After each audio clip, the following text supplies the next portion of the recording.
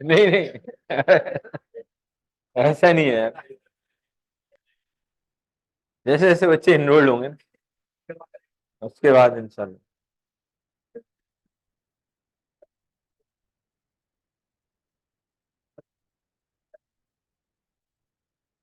बड़ा अलग ही है। ठीक है, तो देख लें चार्ज हो, हाँ चार्ज हो। चाहिए तो ऐड करना। किसको? नहीं नहीं नहीं, इसका मतलब हाँ, कर दे हाइड। चाहिए होगा तो वही बता, हाइड कर दो। ये बटन चाहिए बता, अगर चाहिए हो तो क्या करना? अल्टर कंट्रोल शिफ्ट और एच से आएगा, ये चार बटन दबाना। ऑल्टर कंट्रोल शिफ्ट तीन और H. H, alphabet alter control shift H. अभी बस आवाज वगैरह का तो मसला नहीं है ना, आवाज तो यहाँ से क्लियर है। चलें, बिस्मिल्लाहिर्रहमानिर्रहीम। ये मजीद नहीं आएगी स्क्रीन पर, इतनी आएगी? हाँ जी, इतनी आएगी। वो प्रोजेक्टर बढ़ा रहे हैं।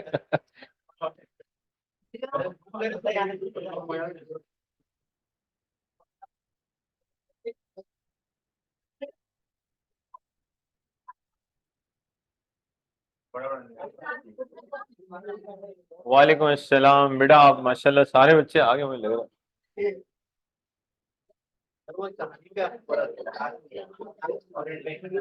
हाँ इंशाल्लाह। अच्छा बेटा, बिस्मिल्लाहिर्रहमानिर्रहीम, स्टार्ट लेते हैं जी।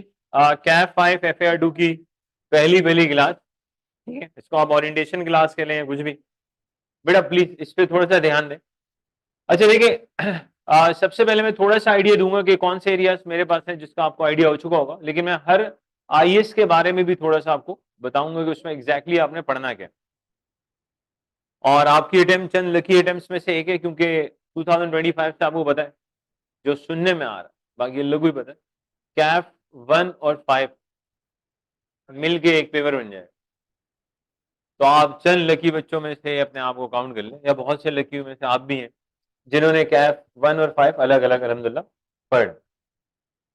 तो जो आने वाले हैं 2025 में, वो अल्लाह रहम, उम्मीद है। लेकिन अच्छी चीज ये होगी कि सिलेबस लेकिन वो कम कर देंगे।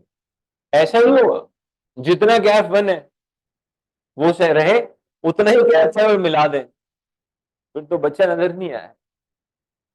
तो ऐसा नहीं होगा। तो ऑब्वियसली वो जो लिमिट्स है उनको डेफिनेटली श्रिंक किया जाएगा काफी हद तक। अच्छा बेटा, इसमें जो मेरे पास टॉपिक्स है मैं वन बाय वन आपको बता रहा हूँ। जो सबसे पहला आईएएस जो हम क्लास में पढ़ेंगे दैट इज IAS 21। प्लीज सुनिएगा। देखिए, IAS 21 फॉरेन करेंसी ट्रांजैक्शन के साथ डील करता है। हल्का सा आइडिया सारी चीजों में, किसके साथ डील करता है? फॉरेन करेंसी ट्रांजैक्शन के साथ। क्या मतलब? देखिए मिसाल के तौर पर, ऑब्वियसली पाकिस्तान में नंबर ऑफ ऑर्गेनाइजेशन ऐसी हैं जो बाहर से गुड्स इंपोर्ट करा रहे होंगे। पेमेंट किस में जा रही होगी? डॉलर्स। बहुत सी कंपनीज की एक्सपोर्ट भी होती है, पैसे लेट से डॉलर्स में आ रहे हैं। अब हमारी करेंसी तो क्या है? PKR। अगर कोई ट्रांजैक्शन फॉरेन करेंसी में हो रही है और अगर कोई IAS ना हो फॉर एग्जांपल, तो फिर प्रॉब्लम क्या आएगा? क्या मैं कह सकता हूं फिर कंसिस्टेंसी का इशू आ जाएगा, कंपैरिजन का प्रॉब्लम आ जाएगा। एक कंपनी किसी और तरह से ट्रांसलेशन कर रही होगी, दूसरी कंपनी किसी और तरह से ट्रांसलेट करेगी डॉलर को PKR के अंदर, कंपैरिजन नहीं आएगा। ISS और जो IFRS हमने डेवलप किए उसके बहुत सी रीजन में से जो सबसे बड़ी रीजन है दैट इज हार्मोनाइजेशन आए। हार्मोनाइजेशन तो तभी आएगी ना जब एक सेम सिनेरियो के लिए पूरी दुनिया में अकाउंटिंग क्या हो? सेम हो।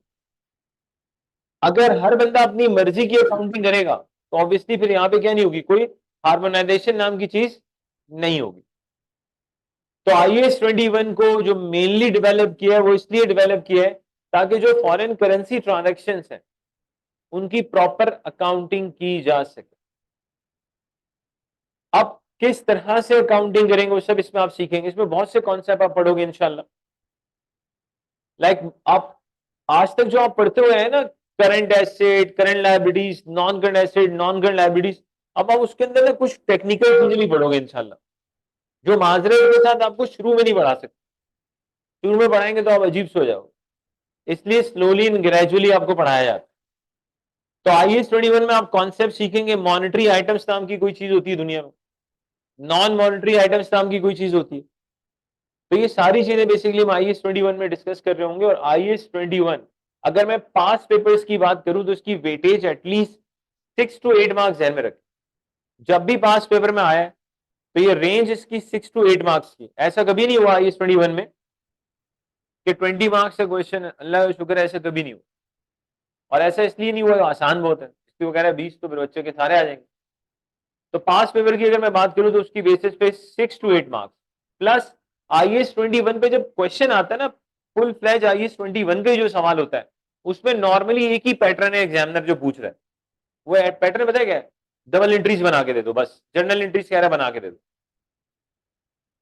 इसका मतलब ये हुआ कि अगर हमें इस IAS 21 पे ग्रिप और इस पे अराउंड 8 मार्क्स तक का भी क्वेश्चन आता है तो उसमें से 8 में से 8 लिए जा सकते हैं, प्रोवाइडेड दैट कि हमने एक अच्छी प्रैक्टिस की हो। और अगर मैं IAS 21 की बात करूं, जितने भी पास पेपर आप उठाएंगे तो आपको आइडिया होगा मोर और लेस सारे सिमिलर ही आ रहे होते हैं। इसमें IAS 21 में कोई ऐसी चीज नहीं आती जो बच्चा कह यार ये तो एक आउट ऑफ द वर्ल्ड ही आ गया, that we have never seen before, ऐसा कुछ भी नहीं है। तो काफी आसान IAS 21 जो डील किसके साथ करेगा? फॉरेन करेंसी ट्रांजैक्शंस के साथ। बेटा IAS 21 के बाद अगला जो हमारे पास IAS है that is IFRS 9। So IFRS 9 financial instruments के साथ डील करता है। अच्छी बात क्या है आई कैप की तो सारी बातें ही अच्छी हैं, उनमें से एक मैं आपको बता देता हूं। अब आप देखिए सिलेबस में क्या है, IFRS 9। सर आई कैप को भी पता है, बच्चे को IFRS 9 समझ में नहीं आ सकता जब तक वो IAS 32 पढ़ेगा नहीं। 32 सिलेबस में नहीं है, लेकिन आप IFRS 9 पढ़ ही नहीं सकते। तो आई कैप कह रहे हैं पूछेंगे हम IFRS 9 टीचर को, लेकिन IAS 32 भी पढ़ाना पड़ेगा। भाई उसके बाद नहीं पढ़ सकते ना। मैंने आपसे कहा भाई IFRS 9 डील करेगा फाइनेंशियल इंस्ट्रूमेंट के साथ। ओ भाई फाइनेंशियल इंस्ट्रूमेंट इटसेल्फ क्या होता है, फाइनेंशियल एसेट क्या होता है, फाइनेंशियल लायबिलिटी क्या होता है, इक्विटी इंस्ट्रूमेंट क्या होता है, चाहिए बताता ही IAS 32 है। IFRS 9 तो उसकी अकाउंटिंग बता रहा है। तो उन्होंने कहा नहीं भाई IFRS 9 सिलेबस में है, 32 नहीं। बता बच्चा पढ़ लेगा, और अगर 32 भी डाल दे तो बच्चे कहते हैं इतना बड़ा सिलेबस यार, किसी और तरह से ले आए। तो होता है टेक्निकल लोग। अच्छा IFRS 9 की अगर हम बात करें, ये काफी पहले ना सिर्फ और सिर्फ AFR में होता था बस, कैफ लेवल पे ये था ही नहीं। और वक्त का पहिया चलता रहा, लोग कैफ से कैफ में जाते थे, IFRS 9 पहली दफा पढ़ते थे, अजीब से हो जाते थे, बोला यार क्या पढ़ा रहे हो यार। ठीक है, तो फिर आई थिंक इट वाज 2019 जितना मुझे याद है कि किसी को ख्याल आया यार कुछ ऐसा करो कि AFR की कुछ चीजें कैफ में भी ले आओ भाई, ताकि बच्चे को कैफ में प्रॉब्लम ना हो। एक थिंकिंग तो ये थी। सेकंड दूसरी भी थी, अल्लाह माफ करे, बोला यार जो पहुंच ही नहीं पा रहा बेचारा कुछ तो पढ़ ले, चले वहां पे सारे, समझ में नहीं आया ना ये। तो पॉइंट बड़ा सिंपल है भाई, कुछ कैफ का तो पढ़ा दो उसको अर्ली। तो सी फैप की कुछ चीजें वो कैफ में लेकर आ गए, इसीलिए कि पहले सी फैप में ना बच्चे को बड़ा प्रॉब्लम होता था, वो सी फैप में पहली दफा IFRS 9 IAS 32 पढ़ता था। अब ऐसा नहीं है। सेम केस है कंसोलिडेशन के साथ। सर पहले कंसोलिडेशन भी कैफ लेवल पे बहुत पहले होती नहीं थी, सिर्फ सी फैप में होती थी। तो फिर जाहिर सी बात है उनको आइडिया होगा, किसी को ख्याल आया यार डायरेक्टली यहाँ पे यार ले आओ यहाँ। लेकिन अल्लाह का शुक्र है अभी तक उन्होंने कंसोलिडेशन को मुनासिब ही रखा हुआ है। वरना बाज जगहों पे जो आपका लेवल है उसी लेवल पे वो कंसोलिडेशन को चेंज कर चुके। तो अभी इन्होंने नहीं किया, अभी कह रहे नहीं, जो नॉर्मल चल रहा है वही रखे। अच्छा भाई, आईएफआरएस 9 में जो मेनली आप सीखेंगे फाइनेंशियल इंस्ट्रूमेंट सीखेंगे, आप सब बहुत ही इंटरेस्टिंग चीजें इसमें सीखोगे इंशाल्लाह। जैसे मैं छोटी सी एग्जांपल दूं, आज तक मेजॉरिटी को, बल्कि हर एक को एक चीज पता है कि यार अकाउंट्स रिसीवेबल करंट एसेट है भाई। तो आईएफआरएस 9 में हम आपको बताएंगे उसकी कोई और मीनिंग भी है, उसको हम एक फाइनेंशियल एसेट कहते हैं। लॉजिकली हम बताएंगे अकाउंट्स रिसीवेबल का मतलब होता है contractual right to receive cash. Financial asset में अकाउंट्स रिसीवेबल का डेटर का मतलब क्या है? Contractual right to receive cash. आपने बेटा अगर किसी को गुड्स बेच दिए क्रेडिट के ऊपर, थोड़ा सोचो, टेक्निकली आपके पास कॉन्ट्रैक्चुअल राइट है कि आपको पैसा मिलना चाहिए क्योंकि you have sold the goods यार। तो उसकी अकाउंटिंग क्या होगी, क्या होगा, ये सब आप इसमें सीखेंगे। तो कुछ ऐसी डेफिनेशंस आपके सामने आएंगी जो ये चीजें आपने पहले किसी और एंगल से पढ़ी हैं, अब उसको आप किसी और तरह से पढ़ेंगे और ज्यादा इंटरेस्टिंग वे में पढ़ेंगे। अच्छा, फाइनेंशियल इंस्ट्रूमेंट की मैं बात करूं, पास पेपर्स को लेकर अगर हम बात करें तो अगेन फाइनेंशियल इंस्ट्रूमेंट में दोनों तरह के सवाल हमें मिलते हैं पास पेपर में। ज्यादातर जो पास पेपर में क्वेश्चंस मिलते हैं यहां भी वो डबल एंट्रीज वाले मिलते हैं, लेकिन यहाँ पे कुछ ऐसे क्वेश्चंस भी हैं जहां आपको प्रॉपर कैलकुलेशन भी अच्छी खासी करनी पड़ी। आईएफआरएस 9 में जो सबसे इंपॉर्टेंट चीजें आप सीखेंगे, फाइनेंशियल एसेट नाम की कोई चीज सीखेंगे इंशाल्लाह, फाइनेंशियल लायबिलिटी नाम की चीज सीखेंगे, इक्विटी इंस्ट्रूमेंट का थोड़ा और डिटेल में आप सीखेंगे क्या है क्या नहीं, जिसका थोड़ा बहुत आइडिया होता है लेकिन अब थोड़ा और अच्छा आइडिया हो जाएगा इंशाल्लाह। आईएफआरएस 9 अगेन अगर मैं पास पेपर्स की बात करूं तो जहन में रखें मैक्सिमम 10 मार्क्स, इससे ऊपर की कहानी नहीं, लेकिन एक एक नंबर बड़ा कीमती है।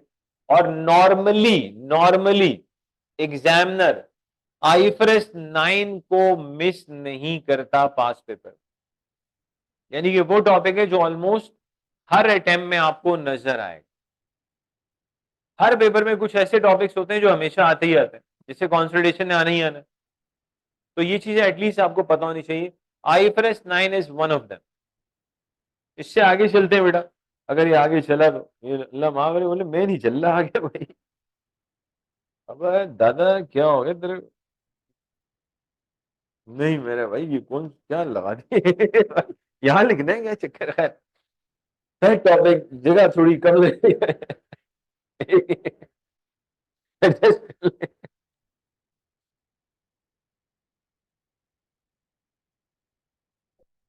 बेटा आईएफआरएस 8 पढ़ेंगे इंशाल्लाह, ऑपरेटिंग सेगमेंट। अच्छा, ये सारी वो चीजें जो ऑफ कोर्स आपने पहले कभी भी नहीं पढ़ी। आईएफआरएस 8 ऑपरेटिंग सेगमेंट, यार क्या आईएफआरएस, क्या बताऊं आप, मतलब फैमिली के अंदर ना, ज्वाइंट फैमिली को अगर कोई आईएफआरएस तोड़ता है तो अल्लाह माफ करे आईएफआरएस 8 है। किसी फैमिली ने अगर आईएफआरएस 8 को अच्छे से समझ लिया, वो फैमिली ज्वाइंट रह ही नहीं सकती, मैं गारंटी देता हूं। यार ये क्या बात है, क्या आईएफआरएस मैं बताऊं, यार ये ऐसा फसादी किस्म का आईएफआरएस है, अल्लाह माफ करे। मतलब मुझे लगता है इसको डेवलप किया गया है ज्वाइंट फैमिली सिस्टम के अगेंस्ट, जिसका डेफिनेटली फायदा होता है उन फैमिलीज को जिसको प्रॉपरली अडॉप्ट कर लेते। देखेंगे यार ये क्या चक्कर है आईएफआरएस 8 ऑपरेटिंग सेगमेंट, ये खिलाफ है यकीन माने ज्वाइंट फैमिली सिस्टम। ठीक है, थोड़ी सी एग्जांपल, आप सबने माशाल्लाह रेशियो एनालिसिस पढ़ा, ठीक ठाक पढ़ा, टीचर ने पढ़ाया आपको, मुझे पता है अल्हम्दुलिल्लाह, लेकिन माजरत के साथ आईएफएस 8 के अकॉर्डिंगली मैं कुछ कहना चाह रहा हूं, बिल्कुल नाराज नहीं होना आप। ये जो आप रेशियो एनालिसिस पढ़ते हैं ना, आईएफएस 8 के अकॉर्डिंगली वो रेशियो एनालिसिस की कोई वैल्यू ही नहीं। वो रेशियो एनालिसिस आईएफएस 8 के मुताबिक है ही मिसलीडिंग, है ही खराब। माजरत क्या, मैंने माजरत एडवांस में कर ली, उसकी वजह प्लीज सुनिएगा।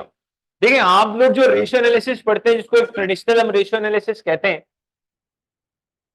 प्लीज सुन लें। देखिए कुछ बच्चे बातें कर रहे हैं, बेटा बातें नहीं कर रहे, पूरा सेमेस्टर खत्म हो गया आपकी बेटा बातें ही खत्म नहीं हुई। यकीन माने, ऐसी कौन सी बातें जो खत्म नहीं हुई, मेरी जो समझ से बात। अब मैं नए पेपर में नई बातें कर रहा हूँ, आप वही शुरू हो गए, टमाटर इतने के, प्याज इतने के, खत्म करें, खत्म। दोस्त भी आपकी वही है, वो भी अल्लाह की वली सुनी जा रही है, खत्म करो यार, आप ही नहीं सुनो। उसको बोलने का मसला है, सुनने वाले ही रुक जाएंगे, बोले बस बहुत हो गया बहन, कितने सुनाएगी तू। घर पे भी बात कर लिएगा ना घर वालों के साथ। खैर, आईएफआरएस 8 पे बात कर लेते, नहीं इनको समझाओ, वो शुरू हो जाते सारे ही है ना, आउट बच्चे हैं मेरे। बेटा यहाँ आ जाए, आप लोगों को ही समझाता रहता हूँ। अच्छा, ये आईएफआरएस 8 देखिए, जो आपका ट्रेडिशनल जो रेशियो एनालिसिस है उसमें प्रॉब्लम क्या है?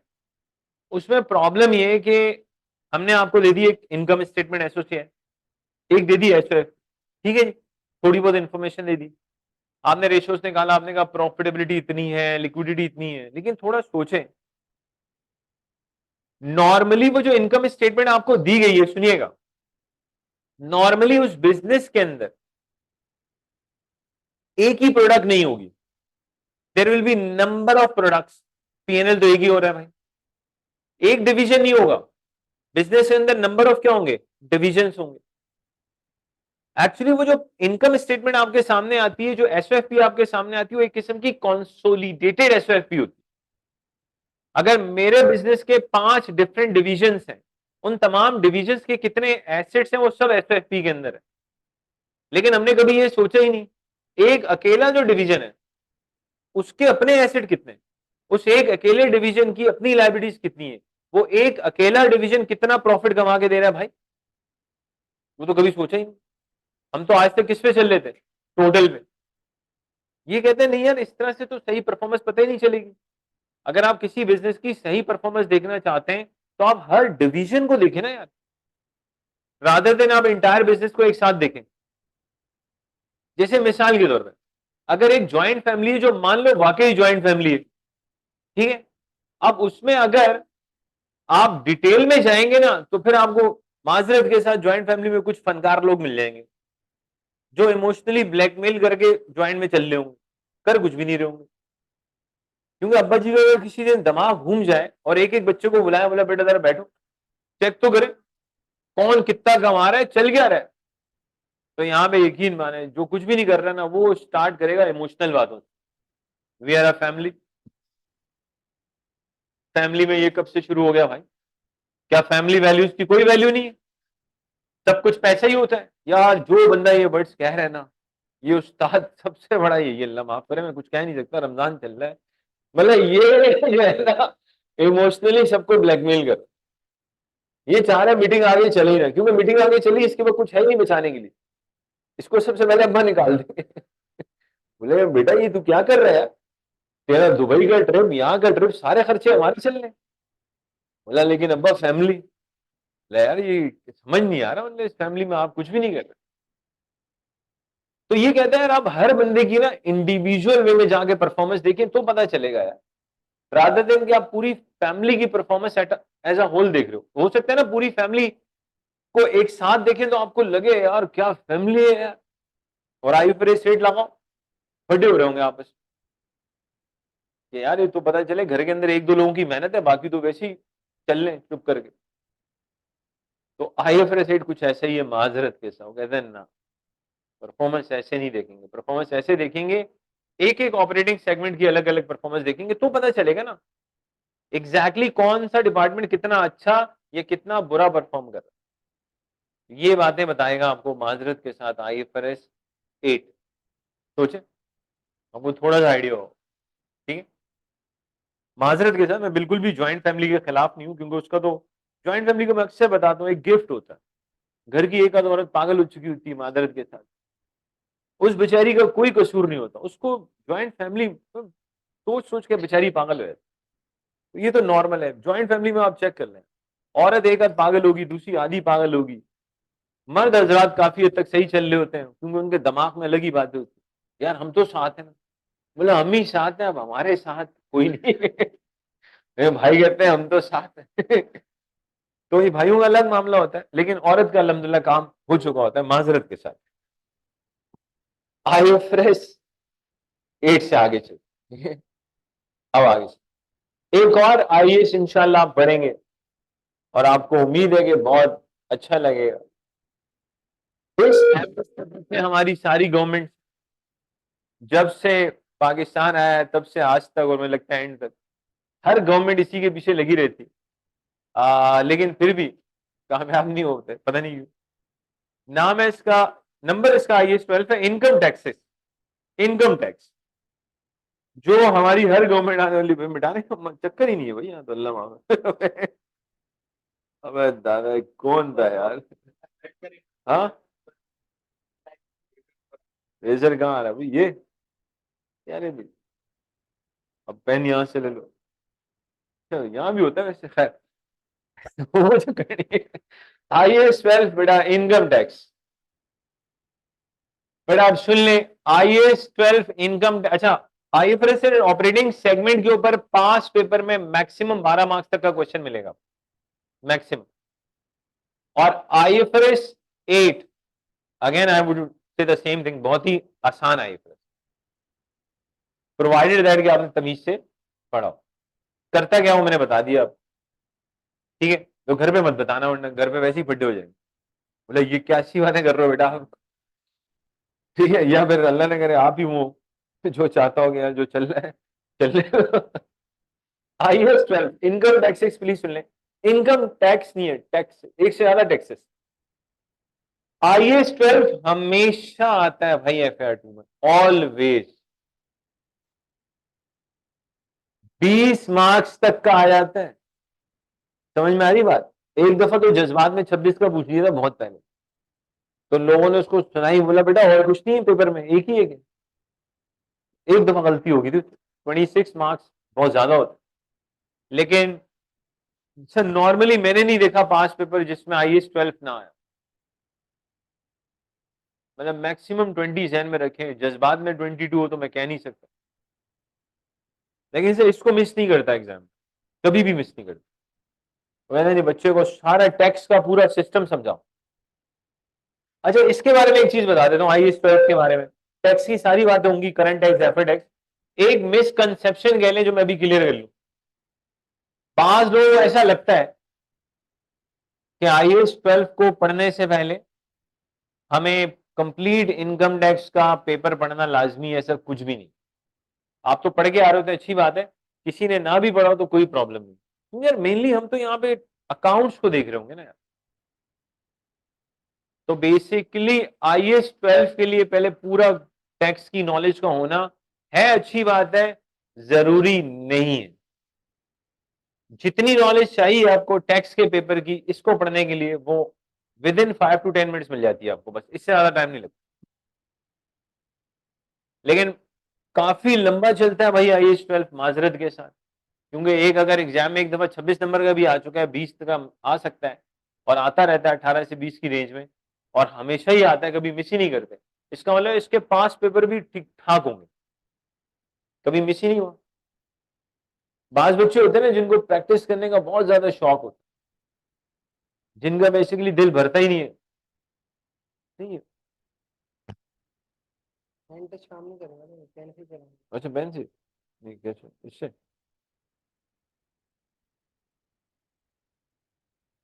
नहीं नहीं नया पेज नहीं, इसी को। अच्छा यूं चलेगा, और कुछ सीखा नहीं? अच्छा बस बस समझ गया, डन डन, थैंक यू।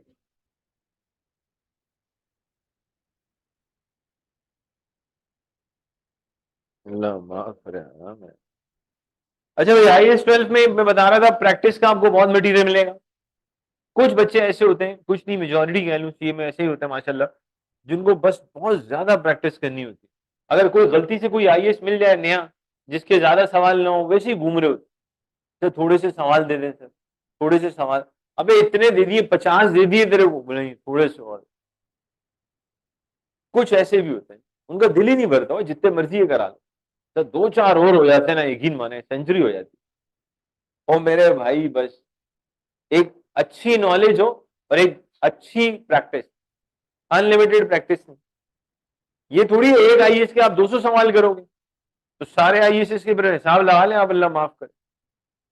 फिर आप जब पेपर देने जाएंगे तो आपको वही हाल होगा जो मेरा होगा, आधे ही बाल होंगे सर पे माजरत के साथ, थोड़ी खत्म होगा यार।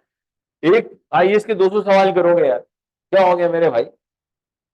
कुछ तो आई के को आपके लिए स्पेशली बनवाने पड़ जाएंगे। क्या ये बच्चा कह रहा है कि कुछ और भी हो जाए? भाई आईएएस 12 हमेशा आता है, आप समझ चुके होंगे कि इसमें काफी टाइम लगेगा। सर फाइनेंशियल इंस्ट्रूमेंट पे काफी टाइम लगेगा माजरत के साथ।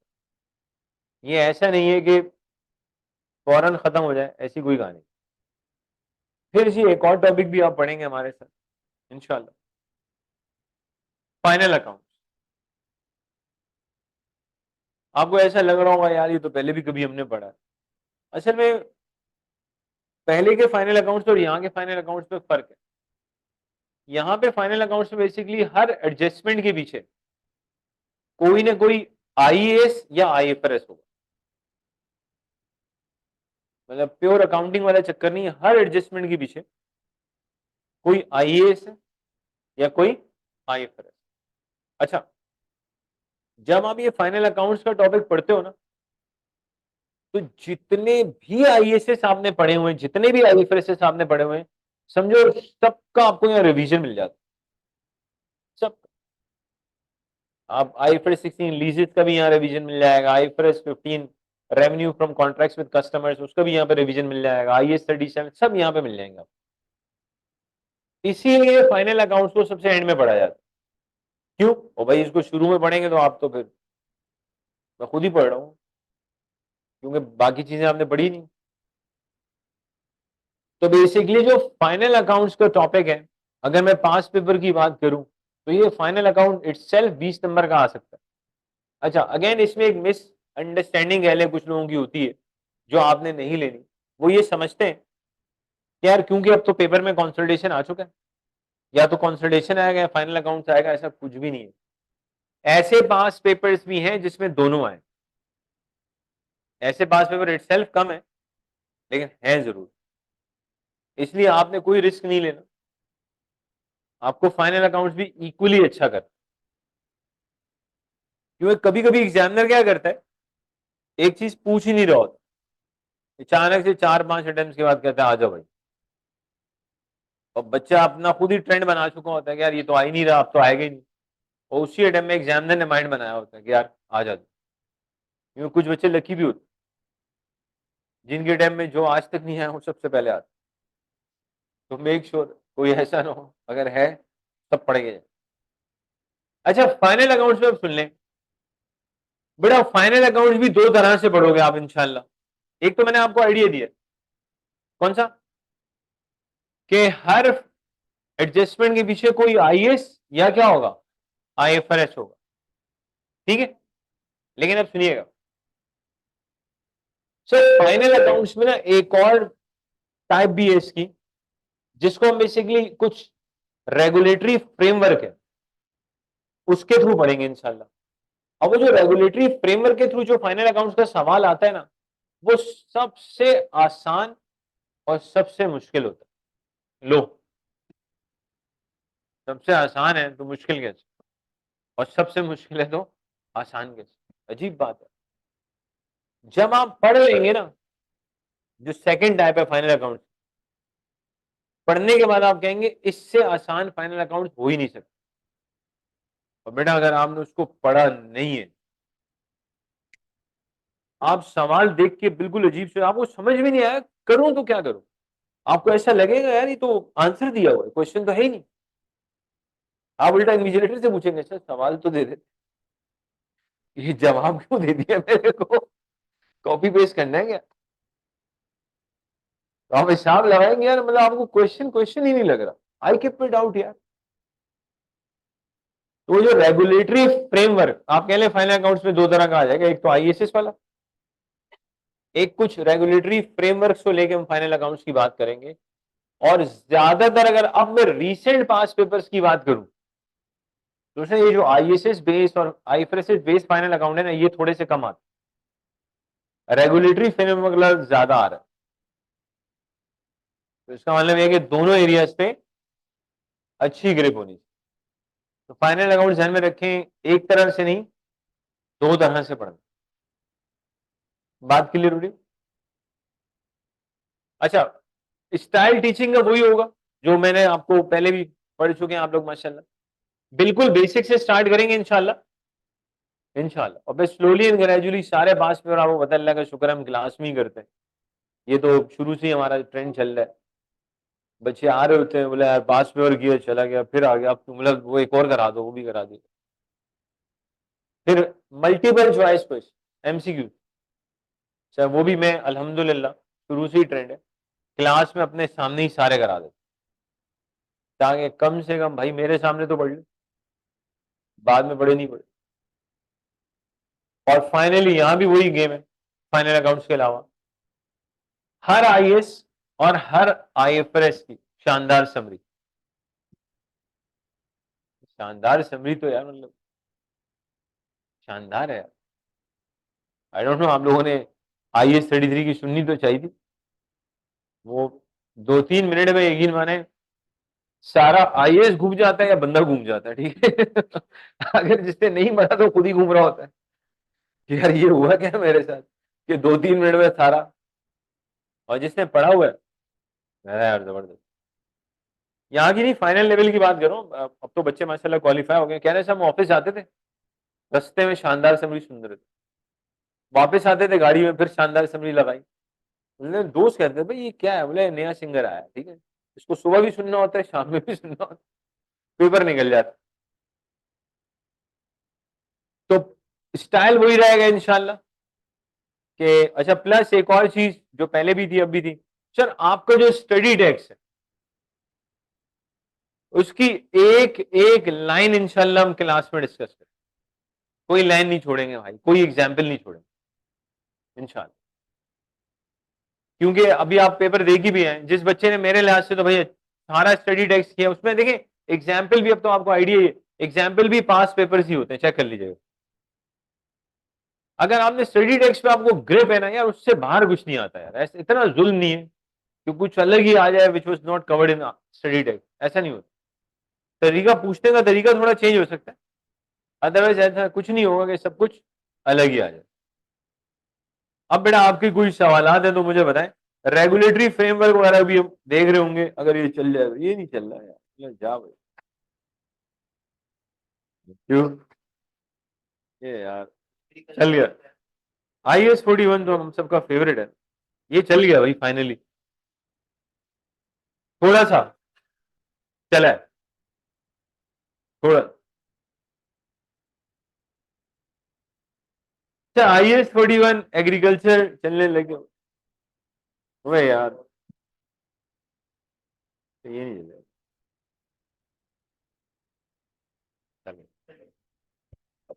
अच्छा बेटा प्लीज चल ले, IS-41 एग्रीकल्चर काफी छोटा सा आईएएस और आसान, तो अल्लाह का शुक्र है सारे आसान एरिया मेरे पास,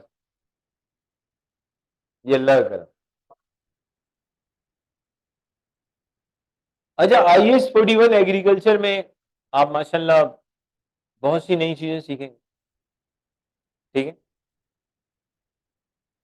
कि यार बेसिकली अगर हम लिविंग एनिमल्स एंड प्लांट्स की बात करते हैं और जहां प्रॉपर एग्रीकल्चर एक्टिविटी होती है, उनकी अकाउंटिंग कैसे होती है, वो बेसिकली आप इस IS-41 में सीखें। तो आसान है, काफी इंपॉर्टेंट है। अब मैं एग्जाम के लिहाज से अगर हल्की सी बात करूं, तो पास पेपर ऐसे भी मिलेंगे कि IS-41 और IS-21 मिला के सवाल, उसकी वजह है ना भाई, देखें ऐसा भी तो हो सकता है कोई कैटल फार्म वाले नवाब के बच्चे, वो अपने एनिमल्स के लिए फीड बाहर से इंपोर्ट करवा रहे हैं, अबे यहाँ लोगों को खाने को नहीं मिल रहा सालों, तुम लोग इनके लिए चारा बाहर से आ रहा है, मतलब ये यहां से कुछ नहीं खा, क्या बात है भाई। तो जो लोग फीड भी बाहर से मंगवा रहे हैं, सब 21 तो आएगा ना, डॉलर्स में पेमेंट तो होगी, ये या नो, तो सोचे आप। तो एग्जामिनर ऐसे सवाल भी पूछ लेता है जिसमें 21 भी है और 41 मिला के डबल एंट्री, चलो भाई। और ऐसे भी पूछ सकता है, पूछ नहीं रहा, पूछ सकता है। 21 को ना IFRS 9 के साथ भी मिला सकते हैं। अरे 21 का काम ही क्या है, बस फॉरेन करेंसी ट्रांजेक्शन के साथ डील करना ना, ट्रांसलेट करोगे कैसे, मिला सकता है बिल्कुल। इनफैक्ट आपका जो IAS 16 है, प्रॉपर्टी प्लांट एंड इक्विपमेंट, जो आप बहुत टंगा के पढ़ते हो माशाल्लाह, पढ़ पढ़ के बस पढ़ते ही रहते। सर 21 IAS 16 के साथ भी मिला के आ, लेकिन उस तरह से नहीं, हल्का सा आइडिया। भाई ऐसा भी तो पॉसिबल है, प्रॉपर्टी प्लान एंड इक्विपमेंट भी तो बाहर से हम इंपोर्ट करवा सकते हैं, ये से नो। 21 आगे, उस प्लांट की क्या वैल्यू होगी जो बाहर से हम इंपोर्ट करवा रहे हैं, कुछ पेमेंट कर दी, कुछ नहीं की, कुछ एडवांस में कर दी पेमेंट, तो IAS 21 वहां भी आ रहा हो। यानी कि 21 किसी के साथ भी आ जाता है भाई, लेकिन IAS 41 में आपको काफी मजा आएगा इंशाल्लाह। अगेन आप सब कुछ ही नया सीख रहे होंगे इंशाल्लाह। अब बेटा थोड़ा सा आगे चलते हैं, टाइम है हमारे पास, हल्का सा स्टार्ट लेते हैं। चल रहा भाई,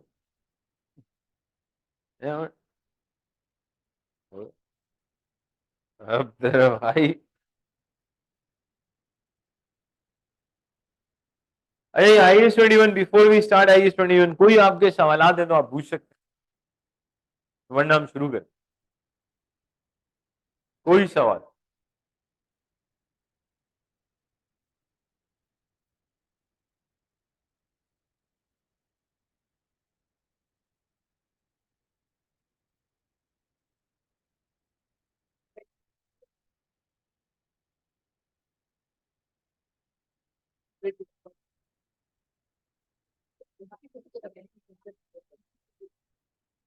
जी बेटा, किसी के बच्चे का कोई सवाल?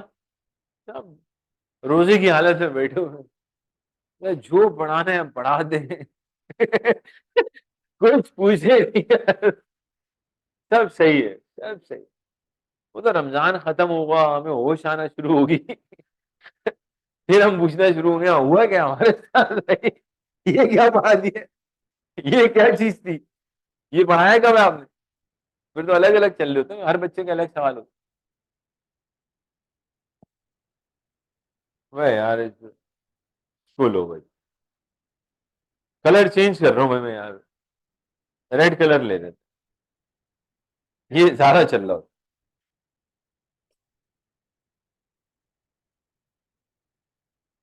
मेरा आ जाए फिर फॉरेन करेंसी पे बात कर लेते हैं, टाइम है ना।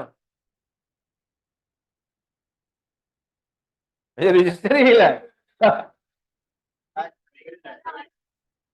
सीए का बच्चा और रजिस्टर नहीं ला।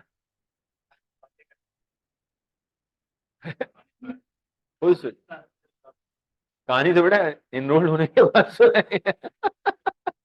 यार कहानियों के चक्कर में लोग एडमिशन लेते हैं मेरे भाई।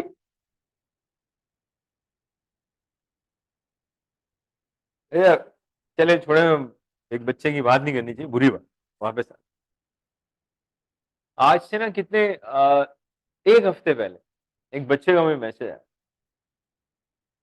बोले सर मैं आपकी बड़ी हेल्प कर सकता हूँ। अच्छा भाई, बच्चे आएंगे ये हुआ वो, मैंने कहा, वो तो सही है। बोला मैं आपको एक 15 मिनट की वीडियो बना के दूंगा, आप उसको देखिएगा, how can I help you.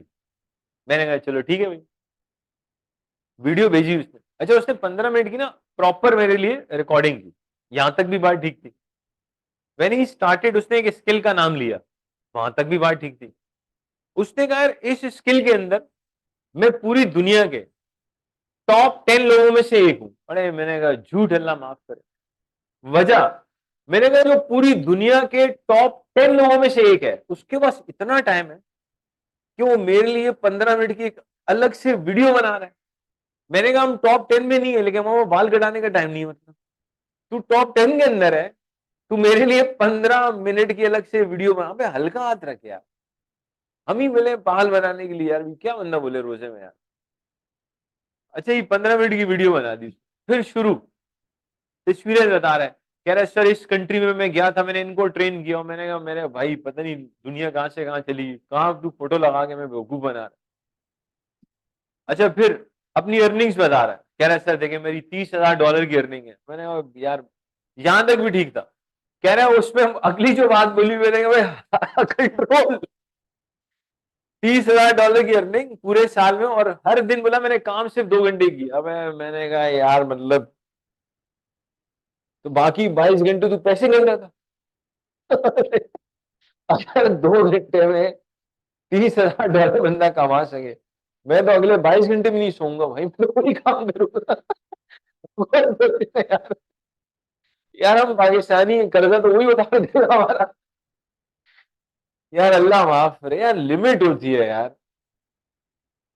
अच्छा फिर एक और उससे गलती हुई, उसने अपनी एक और वीडियो का लिंक दिया, बोला सर ये मेरी वीडियो भी है यूट्यूब पे। यार उसपे ना सिर्फ 28 व्यूज थे। मैंने कहा यार, टॉप 10 दुनिया का 28। यार मतलब गर्दन के ऊपर वाली रील में कभी कभी लगता है मसले होते हैं। यार तू कोई किसी और की वीडियो शेयर कर देता पागल, व्यूज तो ज्यादा दिखाता। टॉप 10 तो जस्टिफाई कर,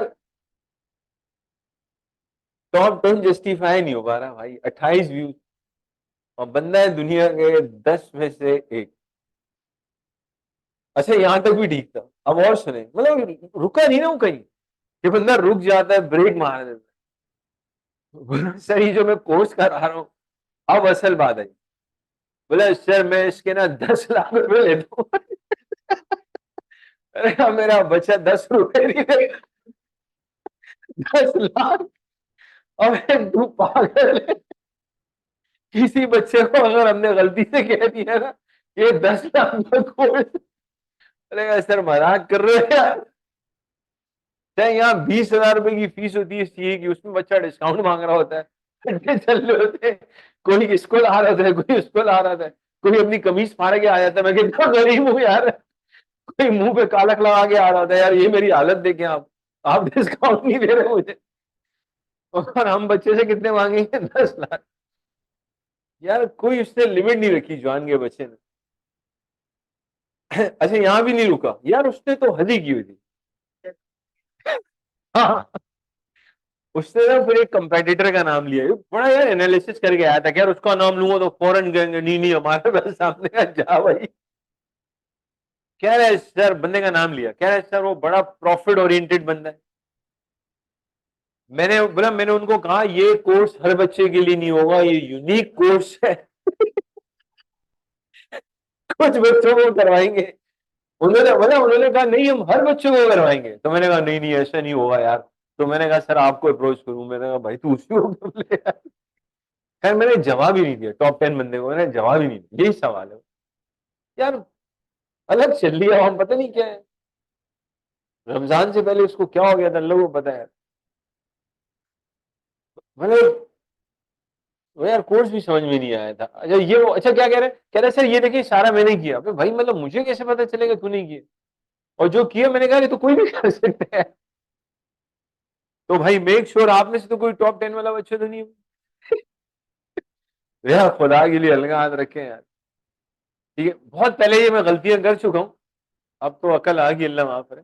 काफी पहले एक बंदा अमेरिका से आया, तो मेरी गलती थी, वो मुझे पागल आदमी मिला, थोड़ी सी सलाम दो, बोला सर मैं ये बना लूंगा वो कर लूंगा, मैं गलती से, उसने इतने भरम मारे, मैं अमेरिका में टाइम लगा के आया ठीक ठाक। मैंने उसका हाथ पकड़ा, मैं क्लास में लेकर आ गया, मैंने चल यार कुछ सिखाई देगा। भाई तू अमेरिका से आया, इतने साल लगा गया, भाई साले तुझे इंग्लिश नहीं मतलब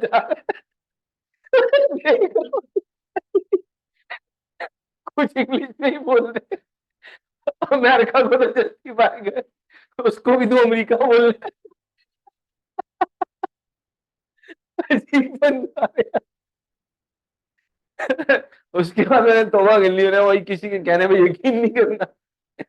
आई थॉट के बच्चों को बड़ा फायदा होने वाला है, मैं भी बैठ गया आराम से। वो शुरू, पता नहीं है घर से दूध लेने निकला था क्या, हम पकड़ के ले आए। तो भाई ये दुनिया में हर तरह के लोग होते हैं, लेकिन टेंशन ही ले, हम आपको इंशाल्लाह तमीज से पढ़ाएंगे बेटा, फिक्र नहीं। हम वो अमेरिका वाली हरकतें नहीं करें। खैर आगे चल, अभी टाइम है बेटा, कुछ तो पढ़ लो यार 21 में यार।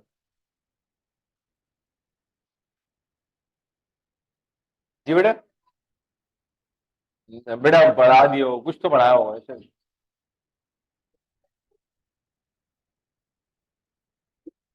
यार टॉप 10 जो है ना, अच्छा उसने एक और चीज बताई, हर चीज जो अपना सक्सेस रेट बताया 100%। बोला मैं कहीं इंटरव्यू दूं और वो मुझे जॉब पे ना रखे, फिर मैंने कहा तू टॉप 10 बंदा है, तुझे इंटरव्यू की जरूरत क्यों है? हमने रिजेक्ट कर दिया लेकिन ये उल्टी होगी कहानी। बोला, भाई तू तो रिजेक्ट हो गया यहाँ पे, तू कह रहा था आज तक रिजेक्ट नहीं हुआ। टॉप 10।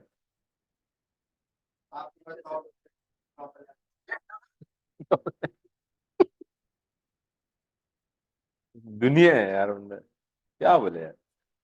चले यार कुछ मैथ्स वैथ्स का ही पढ़ लेते हैं यार। 4 मिनट में मैथ्स की कुछ चीजें तो पढ़ी ले।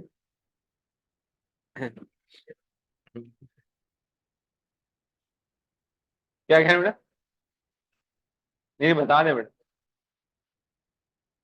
क्या कह रहे? बेटा मैं सिगरेट थोड़ी पीता हूँ, पहले ही बताया। ये तो सिगरेट पीने वालों का काम है थकना वकना, अल्लाह माफ करे। सिगरेट पीने पे तो मैंने इतने मैसेजेस दिए लेकिन हमारे बच्चों को परवाही हुई नहीं। जो बच्चा पी रहा है, दबा के, अल्लाह माफ करे। अफ्तारी में सबसे पहले वो फौरन बाहर जाता है खजूर लेके, बोला अब्बा अभी आया। अब्बा को भी पता, और फ्यूल लेता है फिर वापस आता है, फिर बाकी काम बाद में शुरू होता है। गलत है बेटा यार, कुछ तो पढ़ लेते हैं यार, कोई सवाल ववाल। मैं सिगरेट नहीं पीता बेटा, सेहत का राज।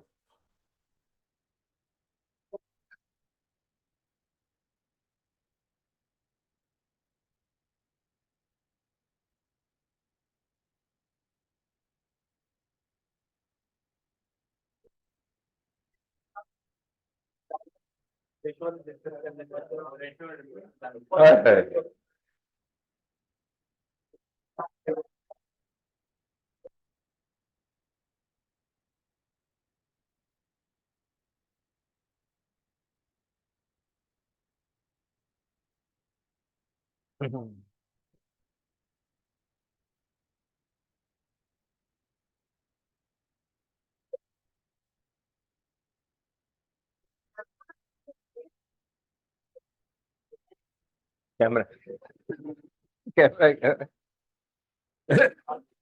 Camera camera.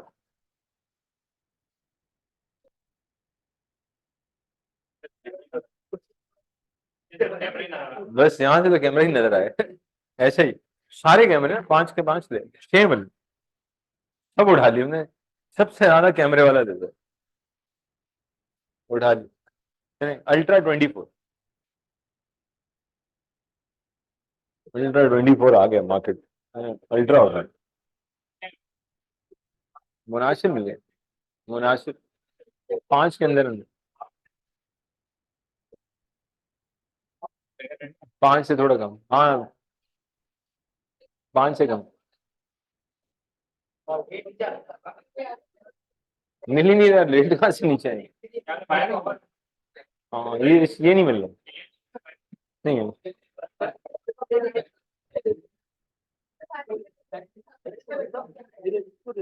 आवाम बेताब है घर जाके तिलावत करने के लिए, माशाल्लाह।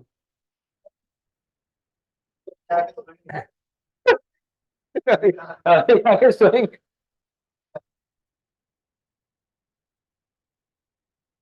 बेटा हमारी नेक्स्ट क्लास कब है ये बताएं? कल नहीं, चलो अच्छा है। मैं सुबह सुबह होनी चाहिए यार क्लास, 9-10 बजे रखें। नहीं नहीं वो, ये सब बेकार बात।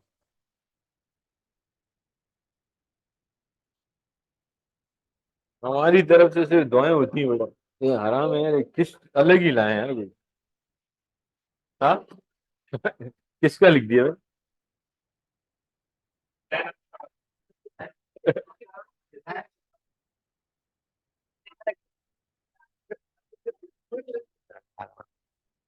सबका आ रहा है। खिला, चलो।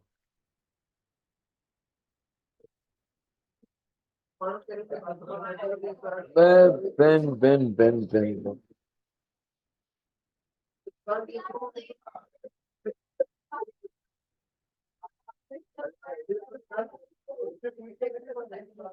नहीं बेटा, ऑनलाइन वाले बच्चे भी बैठे हुए हैं यार।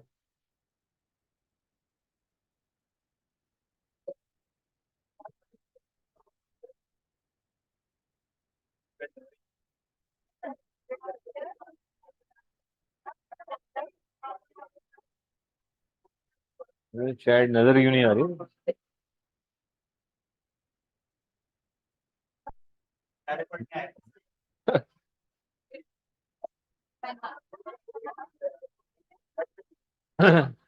ये ना शो द चैट, इससे ऊपर है।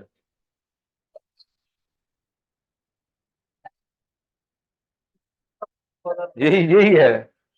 अरे बस करें, नेक्स्ट क्लास से पढ़ाइए।